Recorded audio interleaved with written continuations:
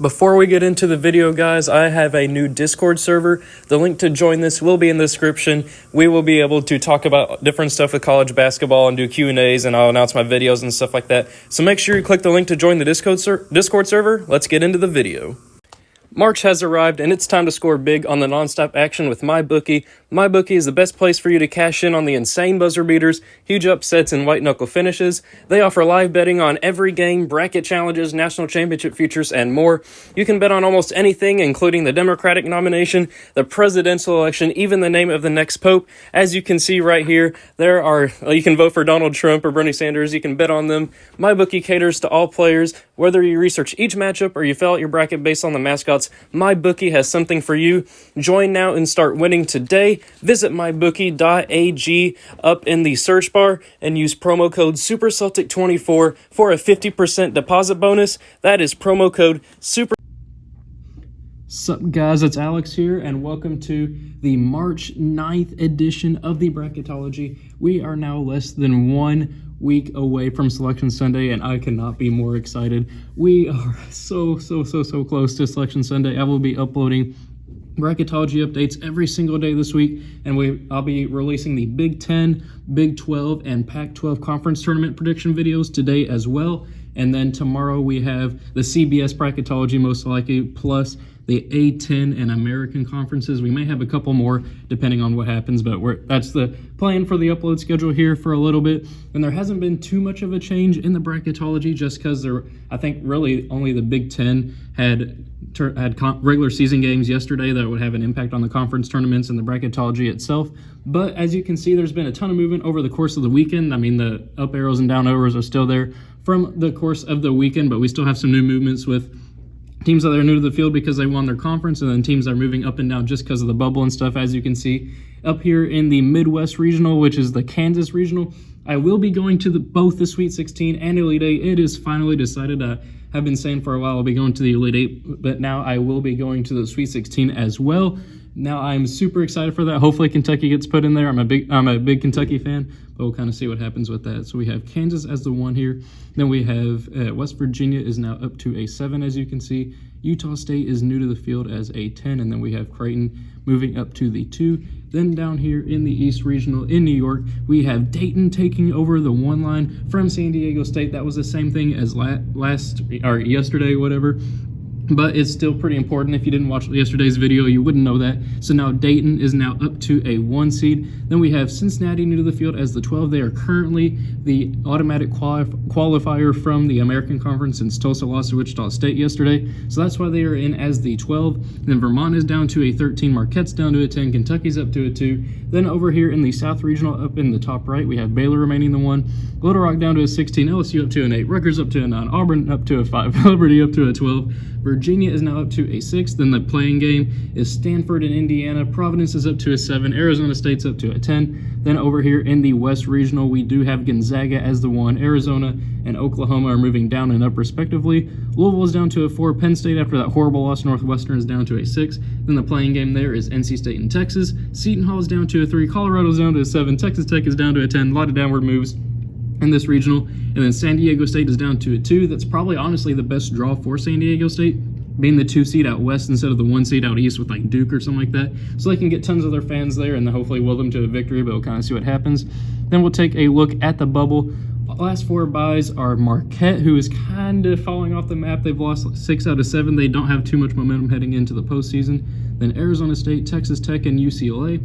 Last 4 in are Stanford, Indiana, Texas, and NC State. First 4 out are Richmond, Xavier, Wichita State, and Memphis. Memphis is now moving on up into the first 4 out.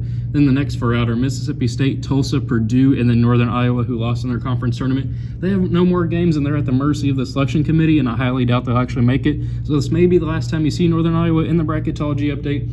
But before I get into my actual tournament predictions, as I do with every single Bracketology update I do, I wanted to update you guys on the giveaway. If we hit 5,000 subscribers by March 17th, which is next Tuesday, with the first 4 in Dayton, I will be giving away 2 NCAA tournament tickets.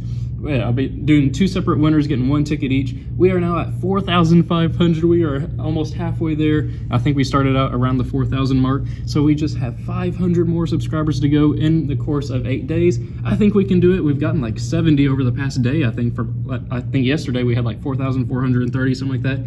We are picking up some steam, and I am excited to do that giveaway. Details on how to enter will be in the descriptions below, so make sure you check that out. I'm not going to go into depth and stuff and describe it since it's already in the description. And without any further ado, let's go ahead and get into the bracketology. So first, and up here in the Midwest Regional, we do have Kansas moving on past Winthrop. Then I'm going to go with USC over Houston. I'm just not a big Houston believer. The American as a whole is down this year, and Houston does not have as good a team as they did last year. I think USC gets the job done there. Then I'm going to go with BYU, who's one of the best shooting teams in the nation on the offensive end. They beat Gonzaga. I think they can beat Yale here. Then I'm going to go with New Mexico State here, beating Wisconsin. I know I did it yesterday too, and I don't think either of these two teams played yesterday. Don't quote me on that. Wisconsin may have played, but I'm not sure if they did or not. But I'm going to go with New Mexico State moving on here as the 13-4 slight upset. I will give credit to Wisconsin. They have been playing great over the course of this season, but New Mexico State's been playing even better. They haven't lost since December 15th. They've won like 20 in a row. If Wisconsin had gotten paired up with almost any other 13 seed, I would have moved them on there. So Wisconsin fans, don't hold your breath too much. I just don't like that matchup there with New Mexico State. And then I'm going to go with Luka Garza and Iowa moving on here past UCLA. Duke, I think, will be Belmont, though I know a lot of you guys subscribers have been commenting that you'd rather go with Belmont in that sort of situation. Then I'm going to go with Utah State here, pulling off the 10-7. West Virginia did beat Baylor over the course of the weekend, but Utah State also beat San Diego State, which both those teams were a #1 seed at that time. And I like Utah State, and I really just don't like West Virginia this season. That's why I'm going with Utah State. Then we have Creighton moving on past Wright State. Then for a spot in the Sweet 16, we have Kansas moving on past USC. BYU, I do think with their hot shooting and offensive firepower, will be able to move on past New Mexico State and hand them their first loss since December. Then I'm going to go with Duke moving on past Iowa. I think Iowa does have a really good team this year. They almost beat Illinois yesterday, but I think Duke with Mike Krzyzewski know how to get the job done in March and in the tournament. Then we have Creighton moving on here past Utah State. That one's not going to be too close in my opinion. Then for a spot in the Elite Eight, we do have Kansas moving on here past BYU. Then I am going to go with Creighton. They're kind of like BYU. They're a really good shooting team. They're a 2 seed for a reason. They're the #1 seed in the Big East this year, I believe, and they are a really good offensive team. I think they get the job done there. But then for a spot in the Final Four, I do have them losing to Kansas. Kansas is playing like the best team in the nation right now, and there's I think they're going to get beat up down low, and Azubike is going to have a field day with them. So then if we go down here to the East Regional, we have Dayton moving on past the winner of NC Central and Robert Morris. Florida with Kerry Blackshear, I do think we'll be able to beat St. Mary's. Then I'm going to go with Butler and Kamar Baldwin moving on past Cincinnati. Then we have Maryland and Anthony Cohen and Jalen Smith moving on past Vermont. Vermont is a really good mid-major team. They are something to watch out for at the 13 line, kind of like New Mexico State. But I really do like Maryland to win a couple games in the tournament. We'll kind of see what happens with their bracket, how they get paired up with by the selection committee. But I do like Maryland in that matchup. Then I'm going to go with East Tennessee State. You guys know how much of a believer I am in East Tennessee State this year. I think they get the job done here over Juwan Howard and Michigan. Juwan Howard's their coach. And we have Villanova over Colgate. Colgate may be somebody to watch out for. They gave Tennessee some fits in the tournament last year. And they may surprise some people with a 14-3 upset, but I do think Villanova's going to win. Then I go with Iota Sumu and Illinois moving on past Marquette, and then Kentucky moving on past Wright State. Then for a spot in the Sweet 16, we do have Dayton moving on past Florida. Then we have Maryland beating Butler, the 4-5 there. Then I'm going to go with East Tennessee State with the 11-3. You guys, I say it every single video. East Tennessee State is the team that is going to surprise people in this tournament. I think they get the 11-3 there and move on to the Sweet 16. But then they're going to face the winner of Illinois and Kentucky, which I do think will be Kentucky. I think Kentucky's turning on when it matters most. They completely bookended that weird week where they blew a 17-point lead and lost at home to Tennessee. Then they overcame an 18-point deficit to win on the road against Florida. That was just a really weird week. And I do think they'll be able to beat Illinois.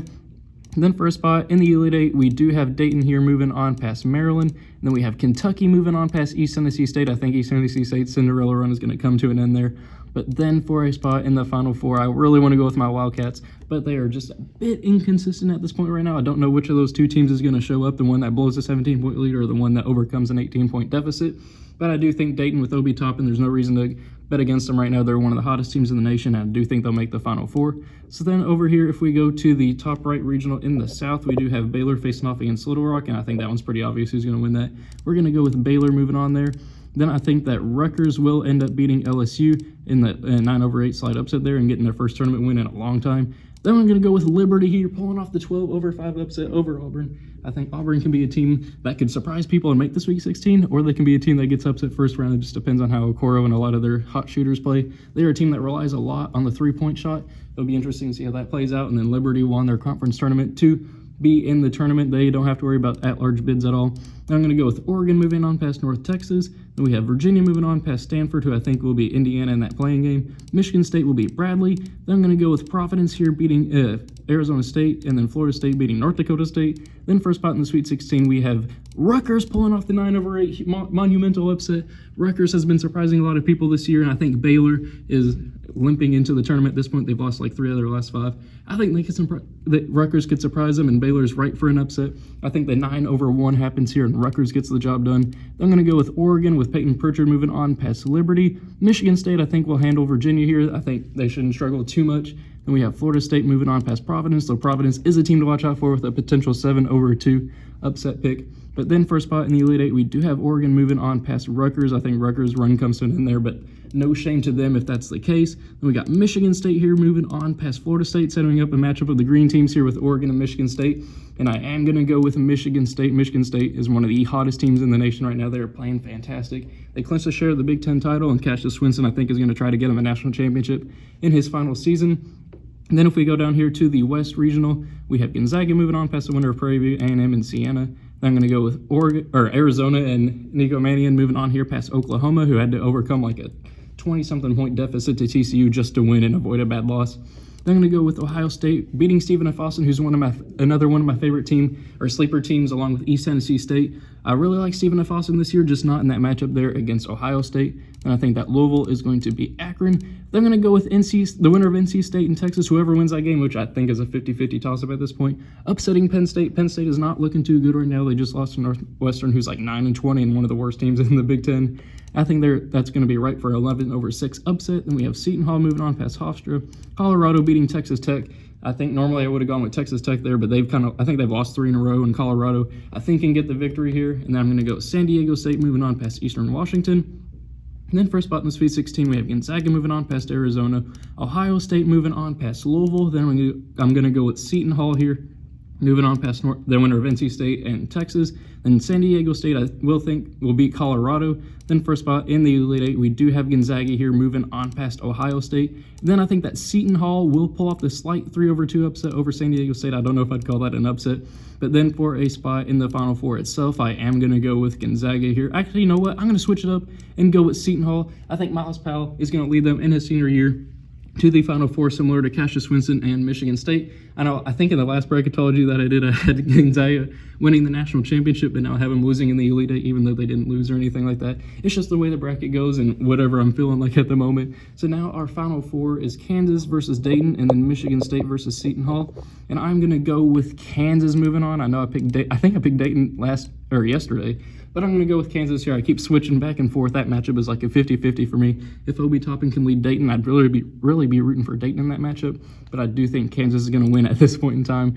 Then I'm going to go with Michigan State with Cassius Winston here moving on past Seton Hall. Then I'm actually going to go with Michigan State winning the national championship as a 3 seed. I think they're one of the best teams in the nation. They were the preseason #1 for a reason, and I do think they'll win the national championship. So thank you guys for watching. I hope you enjoy it. Make sure you subscribe to the channel and enter that NCAA tournament ticket giveaway. Make sure you join the Discord server, and make sure you join my bookie and bet with them and stuff. They're one of my new sponsors, so thank you to them for sponsoring this video. Thank you guys for watching, and I hope you all enjoyed it.